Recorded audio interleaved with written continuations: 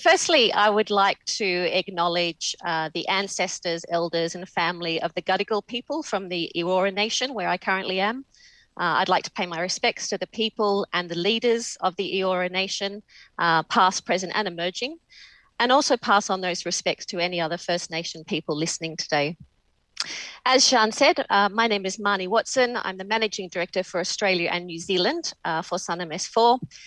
We support universities and education organisations with their international market activity, and that includes offshore presence, research and consulting, taxation advice, enrolment services, that kind of area. I am joined today by Ainsley Moore, who's the Deputy Director International at the University of Auckland in New Zealand. And I'm also joined by Nishant Jadhav, who was originally an international student himself at the University of Sydney, and he's now the university's Senior International Recruitment Manager. We are discussing how Australian and New Zealand universities can use tools at their disposal to mitigate the challenges that we're facing as we head into another year of closed borders. I'll start today's session sharing 5 slides with data points just to set the scene around the situation of borders and attitudes towards online or remote learning, if you like. Ainsley will talk to us about some of the successes over the last 18 months that the University of Auckland has experienced. And Nishant will focus on particularly the student experience that the University of Sydney's focused on over the last 18 months. We're looking at the current learning modes, border situation, and the government situation across 5 key markets. So what we're seeing here in the second row is the current learning mode happening in each of these 5 countries. You can see there that despite the Canada, UK and US having open borders, students are nonetheless still studying at an online or a remote learning or a blended situation.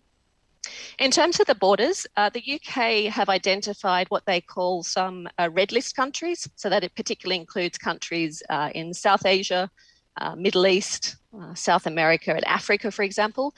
Those countries are still required to quarantine for the first 10 days in the UK, but increasingly we're seeing the universities paying for that quarantine, either through discounts on tuition fees or direct reimbursement to students.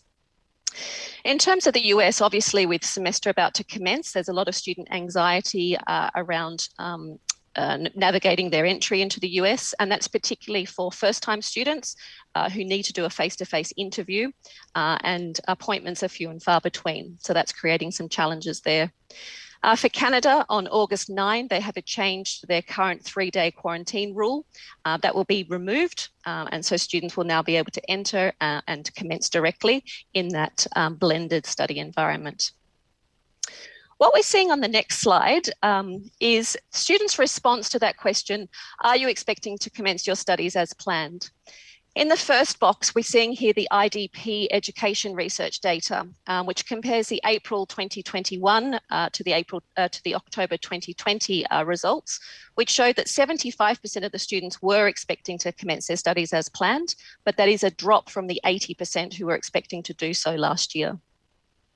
Down the bottom, these are some feedback from the more than 2,000 conversations the Sannam S4 team have had over the last month with international students.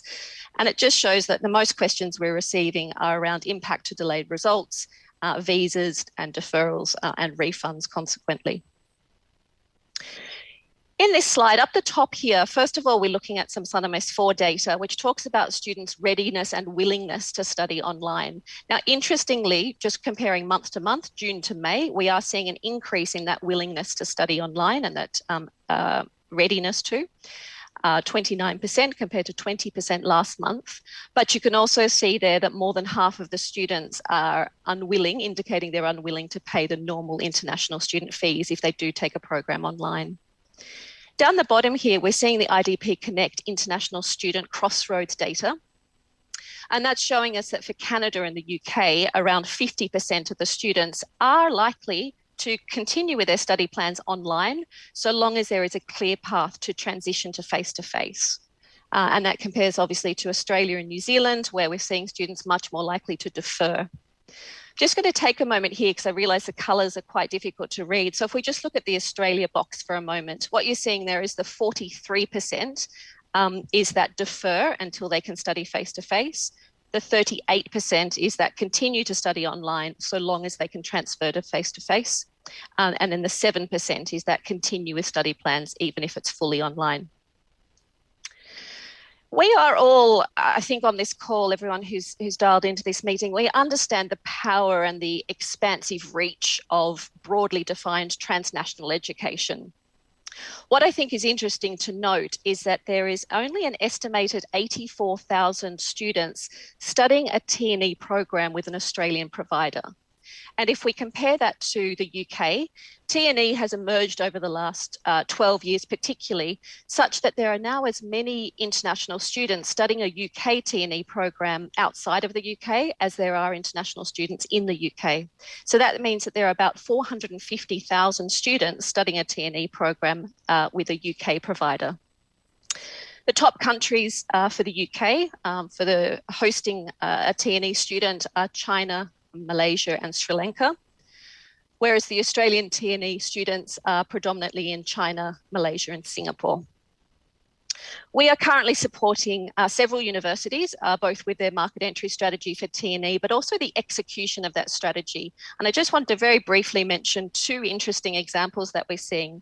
One of those is an incubation model, is the language being used around it, where a local entity in that country is setting up a multi-campus, multi-university education city environment. And they are actually hosting the education license for the first 18 months for the universities who step into that. And what that enables is the university to commence their recruitment, start earning revenue, and in parallel, over an 18-month period, apply for their own operating license in that market.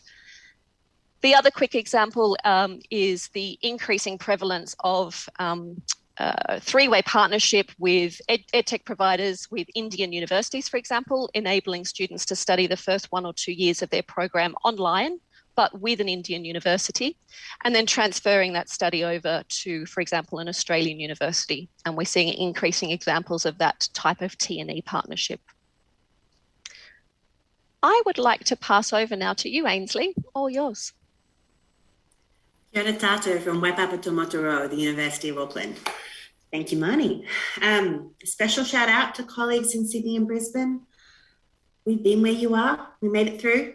I'm really lucky that you have the Times Higher Ed ANZ live today and the Olympics for the last 2 weeks to see you through this period. My thanks to Marnie and to Sannam S4 for inviting us to share this platform and to share Auckland's story. Got 7 minutes and no slides to tell you how we're engaging with our students to support them through this period of border closures. So for us, the pandemic has been a story of acceleration rather than a pivot towards new types of recruiting and supporting international students. Secondly, nearly everything we've done to support our students and to grow recruitment offshore has been done through partnerships. So pulling together these twin ideas of acceleration and partnerships, I'm going to delve into some aspects of the University of Auckland's response and our results. As a globally minded university on 3 small islands deep in the south of the Pacific, a lot of what we do is about reaching out. We enhance our impact, amplify our reach by working in partnerships. And these partnerships have placed us in incredibly good stead over these past 18 months.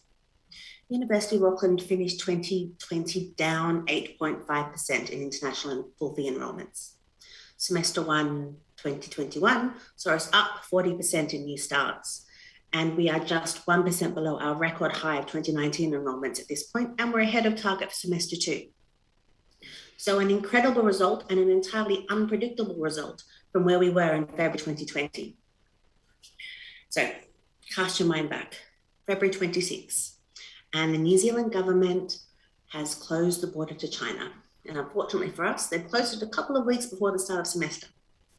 A couple of weeks later, they closed the border to the rest of the world, and the border has remained, bar a few trans-Tasman bubbles, effectively closed since that time. What it meant for Auckland was that we had 2,000 students stranded offshore, mostly in China. These included new students who hadn't yet arrived, as well as students who just popped home for spring break to see their family and got caught out. Now, a month later, March 26, and the whole country goes into lockdown. And instead of supporting 2,000 students through study plans online, we're now teaching 42,000 students online. But it wasn't ideal, and it wasn't what students wanted. So we're very fortunate that since that time, we've pretty much been teaching on campus in Auckland like it's 2019. But if you're a student offshore, that's not the case.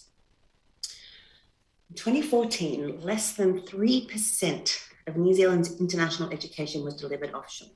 So an even smaller percentage of our enterprise was T&E compared to Australia. We're a one-mode market.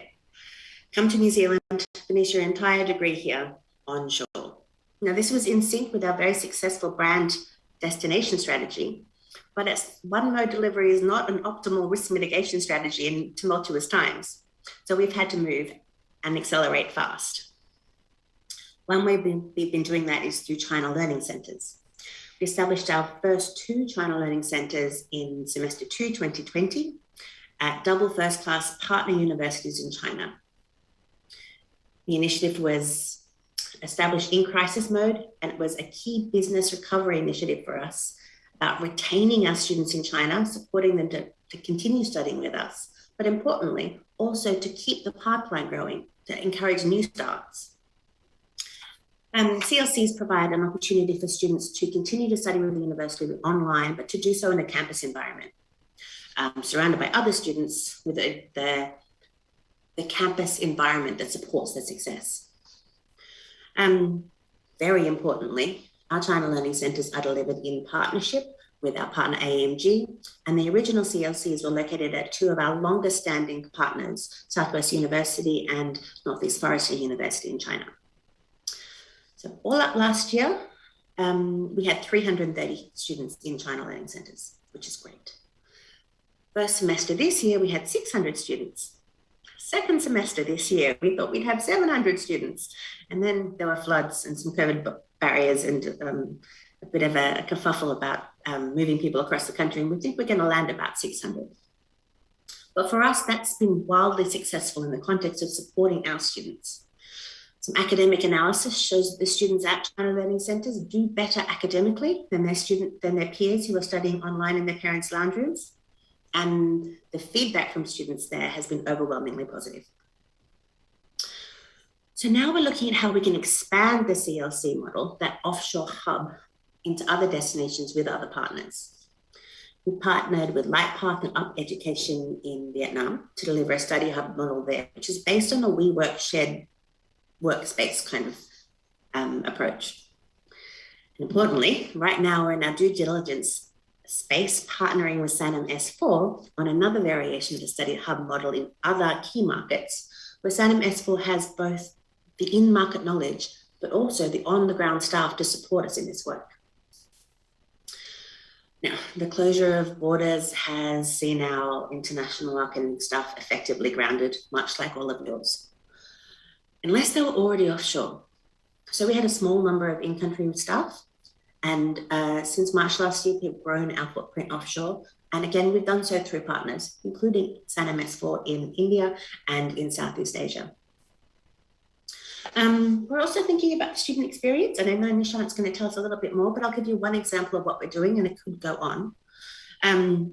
We've been supporting students through virtual micro internships. This is an opportunity for teams of students, international students here, international students offshore, to partner in a team project that an Auckland company has put together for them to address a project. What that does for the students is it connects them with their peers here and offshore, connects them with the city, and it keeps them connected with that ongoing employability outcome that they're seeking. Now, I could go on, but I know I've already eaten up my 7 minutes, so I'm going to hand back to Mani. Thank you.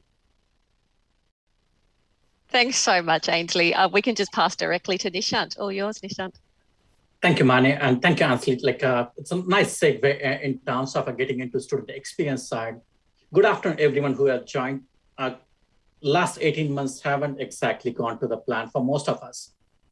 As COVID-19 continues to pause in-person teaching, we all had to make change, adapt to new environment, and that without compromising on the graduate outcomes and the student experience we assure to all our students. At the University of Sydney, it has been a challenge across all different faculties. And the creative lecturers and tutors from different faculties have been up for challenge, thinking outside the comfort zone, how will they support the students and keep them learning remotely? Be it a digital choir rehearsals, or you use a high-tech technologies like virtual reality classroom. For example, some of our psychology students are able to gather in virtual lab where they can handle virtual spiders to learn about phobias. Or you include alternative methods which medical schools have come up with. Instead of a PowerPoint presentations, you go with the light board videos in class, drawing medical diagrams in real time, allowing students to follow complicated theories one step at a time. On other extreme, you have lecturers incorporating immersive video tools, like a tutor Liam from University of Sydney Business School, who transported his logistics and supply chain management students to warehouse, shipping yards, even in Singapore, using next-gen hardware. Through the cameras and drones, students have been able to explore real locations from a perspective that would never have been possible in a normal or physical classroom experience. But this transition hasn't been that easy. When the transition started happening last year, the initial phase of transition and remote, we did reach out to students to understand what are their concerns. How do we support them? We definitely had insights from a sentiment surveys, which Mani just mentioned before, which Sannam S4 conducted during the start of this pandemic. And we were able to understand what student expectations are. We are also supported by Sannam S4 in India on the ground team, which did give us a feedback from a student perspective. Based upon all the feedback, we understood one of the component of learning or a student experience. Most of our students across different university faculties were valued or even concerned in this remote learning was opportunities for work-integrated learning, industry and community project units, and the professional placements. That insight was definitely good for us to work upon. We knew what are the pain points for the students are and what we need to focus on. Taking learning remote also led to a lot of easy collaborations with industry partners around the world, which we would not have thought about if we were in a normal circumstances where you would expect someone to be present face-to-face. It was collaborations without borders. For example, in remote and rural enterprise program, where students found ways to connect with indigenous organizations in remote Australia, some far as away in US. Despite the challenges of coronavirus outbreak, students are able to contribute, engage with the social enterprises to solve real-world business problems across different time zones. These projects are part of the undergraduate subjects called social entrepreneurship, where students apply the knowledge and skills by working with real enterprises to solve pressing social issues. But these opportunities are limited. We needed to expand them. I personally believe an authentic industry experience makes you instant job ready.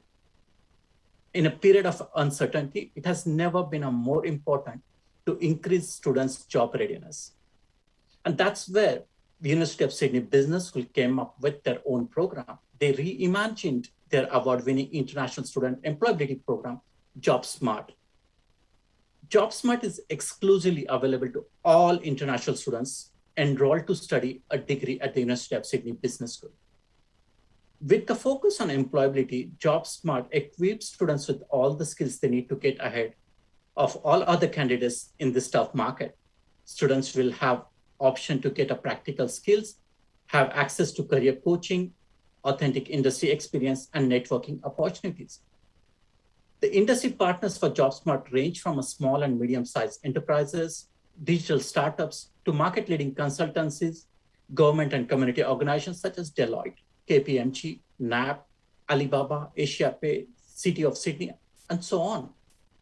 This program is delivered in two phases, Jobsmart Edge and Jobsmart Ultra, each designed to develop employability skills in a practical way.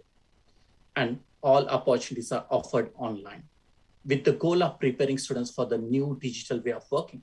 And we are talking volumes. This program is open to all international students studying at the University of Sydney Business School. We're talking about students numbers anywhere between 2,000 to 4,000 across undergraduate and postgraduate coursework program. In the first phase of Jobsmart Age, students will work on a digital industry project for an Australian organization in collaboration with the fellow students, normally with a group of 3 to 5 from a diverse background. They will attend interactive workshops delivered by the Business School's Career and Employability Office and a work integrated learning hub to equip them with the skills to succeed in the job market. These workshops include CV coaching, LinkedIn profile development. On top of that, top performing students will be invited to join Global Scope, a 3-week virtual consulting project with an Australian firm under the guidance of professional industry mentor after the completion of their Jobsmart Age. Again, postgraduate international students do have option to count this Jobsmart Age towards their degree if they want. And they will be able to complete an employability bootcamp to undertake industry-focused problem-solving work in a diverse team. Whereas for the international undergraduate student, it's an extracurricular activity. This is not eating into their degree, but it's an added advantage without paying any money. They're getting job ready. The second stage of this Jobsmart is Jobsmart Ultra. Once you have completed a Jobsmart Age, students qualify to join Jobsmart Ultra in their following semester. In Jobsmart Ultra, it's an exclusive graduate recruitment bootcamp, which simulates the entire graduate recruitment process. Students will become job ready by participating in a simulation of graduate recruitment process from preparing their application to the interview process, as well as psychometric testing. In addition to that, top performing students from the bootcamp will also have an opportunity to take part into 12-week unpaid internship. So on top of all these benefits of getting in real-world employability skills, students will benefit from their increased chance of maximizing their opportunities to work integrated learning programs. They will have access to dedicated mock application process for our work integrated learning, as well as the business placements. On top of it, you're not only making connections with your different students coming from across the world, you're also making connections to the industry leaders. Students will get a certificate of completion to demonstrate their achievement. And as all we know, everyone likes to post on now on LinkedIn, you get a LinkedIn badge of completion of there, so that as and when they're trying to apply for new jobs, their employers know what they have completed. I think that gives a bit brief summary in terms of what University of Sydney Business School have gone ahead with to support students to make them job ready. I will stop here and will be more than happy to take any questions you have, whether it's to do with the TNEs, which Ansley has referred to our study hubs, or anything you would like to know in terms of our student experience. Thank you so much, Nishan, and Ainsley as well. Thank you so much, both of you. Such really wonderful examples, really bring it to life. Nishan, one of the questions from the group is whether you think these virtual kind of programs will continue post-pandemic. Well, it's a great question, definitely. And we have been thinking in terms of the scale it allows you to do. For an example, we have a lot of guest lectures happening now as a part of your degree. You might have an academic who's working with someone in US and UK, and for them to come all the way to Australia, deliver one guest lecture is not a practical option. But now with the remote learning, that engagement has increased. And we can see a lot of scope for this kind of engagement continuing in future, not only in the student recruitment side, but also a student experience and a delivery of academic programs. Great, Nishant, thank you. Ainsley, one of the other questions is around the study hubs, online learning centres. How do you go about ensuring that international students have some kind of interaction with local students when they're using these centres? We are very fortunate that the student associations that we have here on campus recognise that our students offshore are also their students. So we've been working with the China Students Association, with the Auckland University Students Association to deliver programming for our students offshore, and inviting students on campus to engage in those programs as well. Now, in the China Learning model, our partners have campus staff who putting together a set of programming specifically for our students, but also it enables them to do things like just join the interfaculty basketball team. So they're having the kind of campus experience that they have here, but not here. Fantastic, thank you. I think that is a really important part of it, and it's one of the things I've been delighted by with the student engagement I've been having, is just seeing the and remembering too, you know, our Kiwi students, our Australian students, huge numbers of those students want to be studying abroad themselves, and so there is a definite desire to be maintaining that engagement with international students, and I've seen some really wonderfully refreshing examples of that, local Australian or Kiwi students reaching out to the international students for that kind of engagement. So great examples, Ainsley, thank you.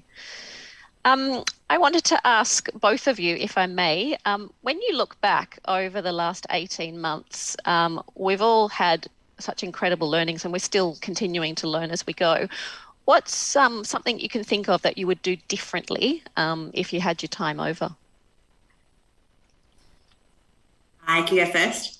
I think we'd be Sure. braver. Yep. In our first iteration of the China Learning Centres, we didn't offer everything. We didn't offer everything to all types of students. I think if we'd gone harder earlier, much as New Zealand and Australia did in responding to the virus, we'd have been in a better situation and our students would have been too. Yep. So going harder earlier, meaning though, just expand a little bit for me, Ainsley. Meaning making opportunities like China Learning Centres available to more types of students Faster more and readily. okay. Yeah. By moving into new markets more readily rather than waiting a year to test an idea. By taking advantage of that first mover. Yeah, absolutely. Good, great example. Nishant, have you got one? For me, it will be more come from a recruitment perspective. Like we try to reciprocate whatever you would do in a normal face-to-face recruitment event to a virtual event. When we did our first Meet Sydney or our University of Sydney information session for India, we tried to replicate what you would have done if you were in a country and demonstrate that. And I don't think that was the best use of a technology. We wanted to deliver which you would have delivered in face-to-face. Mm-hmm. And that definitely helped us to understand when we did the second iteration in March, and we were able to capitalize more from a virtual technology perspective and engage with students much better. Yeah, great. Thank you. When I think about what we would do differently, I think it really is just that. I think the word brave is a key point. Just, you know, I remember doing sessions where you think about worst case scenarios prior to the COVID happening, and never did any of us believe that we would face closed borders, grounded aeroplanes, everything that we're facing today. And so I think just remembering that we've always got to have you know, the innovation taking place and taking those brave steps as quickly as possible and learning and iterating as we go from these. So I think that faster movement. Sian, I'm conscious that you're on screen with us. Perhaps I'll take this opportunity now then to wrap up and say a very heartfelt thank you to Ainsley and Nishant for joining me, and a very big thank you to the Times Higher Education team who are predominantly coming to us out of the UK at some terrible hours of the morning. It's been a wonderful opportunity. So thank you everybody for this.